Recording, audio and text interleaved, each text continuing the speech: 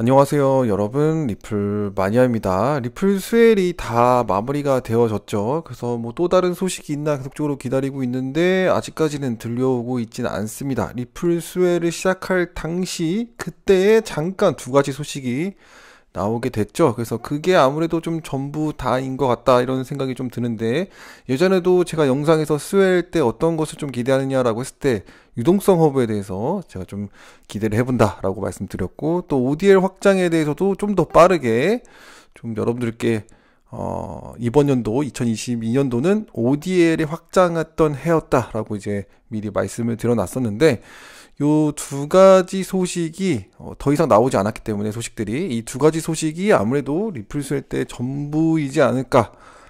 뭐 우리가 모르는 소식도 있을 수 있지만 거의 뭐 전부이지 않을까 이렇게 좀 생각을 해보고 있는데요. 뭐 나중에 또 나올 수도 있어요. 근데 그때 가서 좀 말씀드려보고, 제가 ODL 확장에 대해서는 이제 이미 말씀드렸고, 이제 오늘은 NFT와 유동성 허브와 연결되어 있는 이 슈퍼 모조에 대해서 조금 말씀드려볼까 합니다.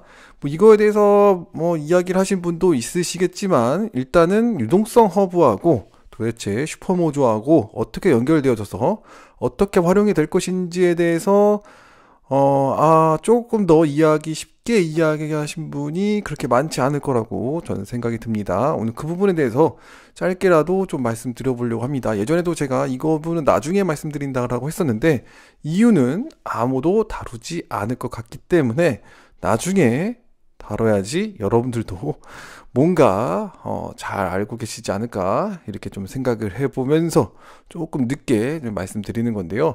일단은 리플사에서 스웰 시작하기 전에 이런 유동성 허브에 관련된, 유동성 허브에 활용하는 회사가 슈퍼모조 이제 나와줬다 이렇게 표현을 하고 있어요. 우리가 유동성 허브를 활용하던 것이 바로 이제 트레저리 재무 관련된 것도 활용이 되어지고, 해외 송금에 관련된 것도 활용이 되어지고 있어요. 그래서 이번 연도 2022년도에는 바로 재무, 트레저리에 관련된 어떤 기업의 비즈니스의 재무 관련된 페이먼트 이런 거에 관련돼서도 ODL이 활용되고 있었기 때문에 나름대로 중요한 역할을 하게 될 것이다 이렇게 예측을 하고 있었죠. 근데 이제 리플스웰 때 이때도 슈퍼모조, 바로 이제 슈퍼모조라고 하는 곳이 NFT 마켓플레이스 같은 곳인가 봐요.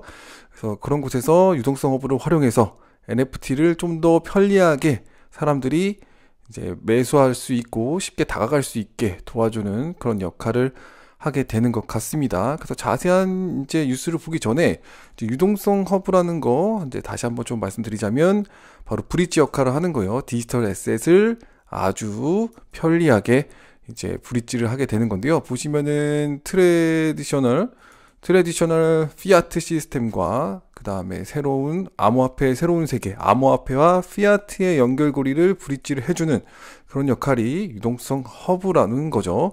자, 그래서 이 유동성 허브와 NFT 마켓플레이스인 슈퍼모조가 합해서 무엇을 제공하길 원하느냐라고 했을 때, 더 좋은 트레저리, 바로 재무 페이먼트 관련된 거와 그 다음에 NFT 관련된 이런 경험들을 가능하게끔 만드는 그런 것으로 이제 표현이 되고 있습니다. 이제 보시면은 유동성 허브를 사용하기 위한 아주 최근에 이제 이야기된 회사, 그래서 슈퍼모조, 그래 NFT를 사용자들에게, 고객들에게 NFT를 좀 더 편리하게 어세스 가능하게, 그 다음에 디지털 에셋과 NFT를 좀 더 편리하게 가능하게끔 만든 어떤 파이낸셜 플랫폼 디자인된 그런 회사라는 거죠. 그래서 여기서 중요한 게 이제 뭐냐면은, 우리가 NFT를 오픈시에서 구매를 할 때 특정 자산으로만 구매를 해야 되잖아요. 이더리움 아니면은 뭐 매틱 뭐 이런 것들 있잖아요. 그래서 뭐 각 체인마다 자신들이 원하는 통화 수단으로 NFT를 구매하고 또 매매를 해야 되는 그런 상황이죠. 그러나 이제 유동성 허브로 활용하게 된다면은 뭐 암호화폐든 아니면은 피아트 머니든 모든 것을 활용을 해서 NFT를 구매할 수 있게끔 만들겠다라고 하는 게 여기에서 가장 큰 목적이라고 볼 수 있습니다. 그래서 많은 사람들이 NFT 마켓플레이스를 좀 더 쉽게 다가가고 페이먼트를 좀 더 쉽게 함으로써 NFT의 어떤 발전 가능성을 좀 더 높여보고자 그런 어떤 목표를 가지고 있는 것이라고 볼 수 있겠습니다. 그래서 지금 그런 방식으로 되어 있고, 지금 현재 이더리움으로 보시면 이더리움으로 현재는 되어지고 있는데, 앞으로는 이더리움보다 보이시죠? 이더리움과 다른 암호화폐 코인들이 어세스할 수 있도록 이제 뭔가 만드는 그런 과정 속에 있는 거고요. 슈퍼모조 이렇게 안에 홈페이지 가보시면은 더 쉽게 NFT를 더 쉽게 어세서블 가능하게끔 만드는 그런 역할을 하게 되는 거죠. 이더리움이나 뭐 다른 암호화폐, 그 다음에 피아트까지 활용함으로써 NFT를 매매할 수 있고, 그 다음에 보시면은 담보대출까지 이제 진행이 되어지는 것 같아요. 그래서 트레저리를 붙여놓은 것 같아요. 트레저리와 NFT의 경험, 이 두 가지를 보시면은 이렇게 두 가지를 사용 가능하게끔 만드는 그런 역할을 한다라고 볼 수 있죠. 그래서 이제 이 슈퍼모조 안에 이 리퀴디티 허브라고 하는 거래소, 어떻게 보면은 리플사의 비즈니스, 바로 이제 비즈니스 멤버들만 활용할 수 있는 그런 거래소를 이제 슈퍼모조가 이용을 한다라고 볼 수가 있겠죠. 그래서 리퀴디티 허브 같은 경우에는 우리 같이 일반 사람들이 사용을 하지는 못하고, 실제로 리플사의 고객이나 금융 고객이나 아니면은 비즈니스나 어떤 이렇게 사업을 하고 있는 그런 업체들이 활용할 수 있는 그런 곳입니다. 그래서 아마 큰 자금들이 유동성 허브에서 이루어지게 될 것인데, 여러 가지 암호화폐들이 거래소 같이 운영이 될 것인데, 슈퍼모조는 요 리퀴디티 허브를 이용해서 여러 가지 활동을 하는 건데, NFT에 대한 어떤 거래에 대해서도 피아트 머니, 암호화폐 구분 없이 다 활용하면서 조금 더 많은 사람들이 NFT 마켓 시장에 쉽게 다가갈 수 있도록 하기 위한 그런 역할을 한다라고 볼 수가 있겠죠. 그래서 중요하다라고 볼 수 있을 것 같습니다. 그래서 슈퍼모조의 백커들 좀 보면은요, 여기 알링턴 XRP 캐피탈 보이시죠? 그 다음에 리플사도 보입니다. 블록파이도 보이죠?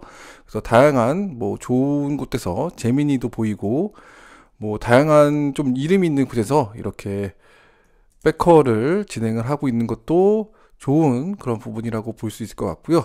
여기서도 아직까지 일반인 사람들이 활용할 수 있는지는 잘 모르겠습니다. 그러나 점점 발전되어지면은 이야기가 나올 수가 있겠죠. 그래서 슈퍼모조는 유동성 허브를 활용해서 조금 더 NFT를 유용하게 활용하기 위한 준비를 하고 있다, 이렇게 알고 계시면 될 것 같고요. 유동성 허브의 특징을 잘 알고 계셔야 됩니다. 피아트와 암호화폐와의 브릿지. 그래서 아무거나 페이를 하더라도 전혀 문제가 되지 않는, 그래서 멀티 체인과 같은 그런 역할, 아니면은 페이먼트가 관련이 될 수가 있기 때문에 인터넷적 프로토콜도 어떻게 보면은 비슷한 그런 역할을 할 수가 있겠죠. 그래서 리플사의 최종 목적은 여러분들 잘 알고 계시죠? 바로 인터넷 오브 밸류입니다. 그래서 정보가 인터넷에서 빠르게 이동하는 것처럼 모든 자산들도 이렇게 편리하게 이동하게끔 만드는 것이 리플사의 목표입니다. 그 안에 이렇게 유동성 허브, CBDC, 그 다음에 크로스보더 페이먼트도 같이 있다는 사실 잊지 마시기 바라고요. 그래서 오늘 이렇게 중요성, 바로 NFT 마켓 시장에 유동성 허브를 활용함으로써 다양한 암호화폐와 피아트 머니로 NFT 시장을 쉽게 다가갈 수 있다, 이 부분이 가장 큰 핵심이라고 볼 수 있을 것 같습니다. 도움이 되셨길 바라고요. 도움이 되셨다면 좋아요와 구독, 알림좀 꼭꼭 부탁드립니다. 그리고 지금 같은 시기에는 디센트하드 월렛 하나 정도는 꼭 가지고 계시기를 당부드려 봅니다. 시청해 주셔서 감사합니다.